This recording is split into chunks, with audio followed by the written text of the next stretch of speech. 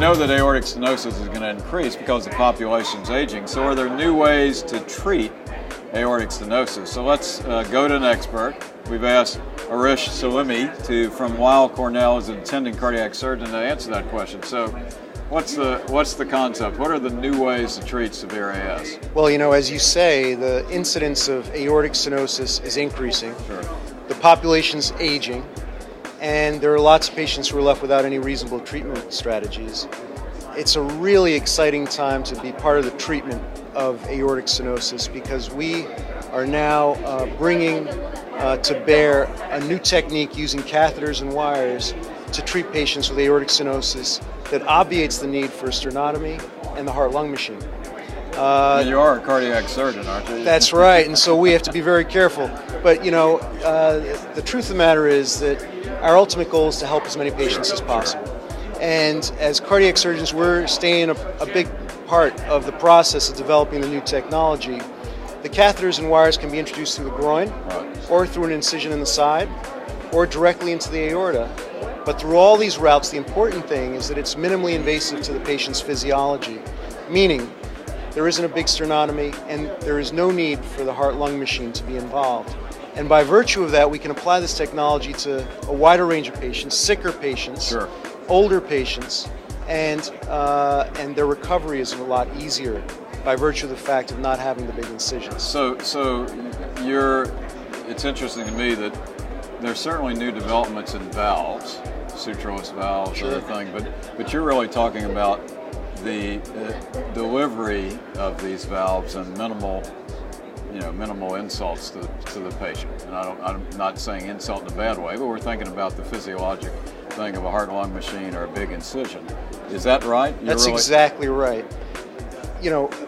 With minor exception, over the past 50 years, aortic valve disease has been treated the same way. And it always includes the heart-lung machine. Now, there have been lots of iterations and moves in the right direction so that the success rate is very high and the mortality rate is very low with those procedures. But having said that, the real invasiveness of those procedures comes with the time that the patient spends on the heart-lung machine. And the advent of a technique, the TAVR technology, that can allow us to perform the same procedure without the heart-lung machine really puts us in a position where we can treat more patients and they can recover a lot faster. It's exactly right. Do you feel, it's interesting to me because currently the direct aortics really, and it certainly is very appealing. I mean, it's a direct shot down. You don't have to transverse atheromatous disease or anything like that. But you mentioned you still are saying you think that there's still going to be a major role for the transfemoral, transapical. I do.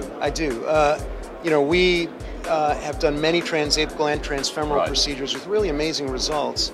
And I think that, in patients in whom you can't traverse the aorta because of calcification and disease of the aorta, or, it still does come with a small incision either on the side of the chest or down the middle, you can easily access the aortic valve simply through a femoral approach. And we're at a point now where we do them without an incision anywhere. And so it's really just a needle stick in the groin.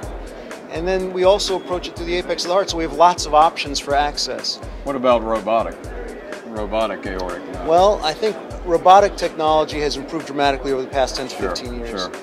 The big difference that I'd like to point out there is that the robotic valve replacements, while the results with that have been great and the studies are ongoing, still require the use of the heart-lung machine. And so the big distinction there is heart-lung machine versus no heart-lung machine. And I think the transcatheter technology is powered. And the reason it gets such great results is based on that piece right there. My last question, and you certainly great answers, and you've really educated me.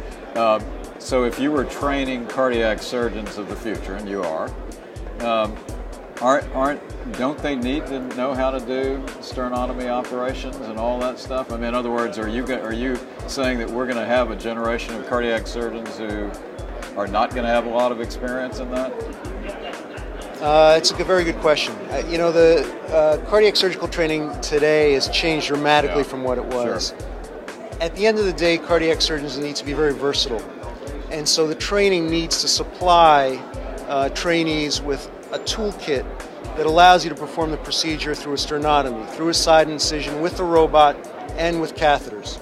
And that's really the best all-around training the cardiac surgeon can have right now. And it may be subspecialization. In other words, you might have a cardiac surgeon who's really a valve surgeon. That's right. Per se. Okay. That's right. With a specific focus. I love your insight, and you certainly. I mean, it's a great look into the future. Thanks very much for joining us. You bet. Thank you. I'd like to shake your hand. Thank you. It's great. Good. Thanks.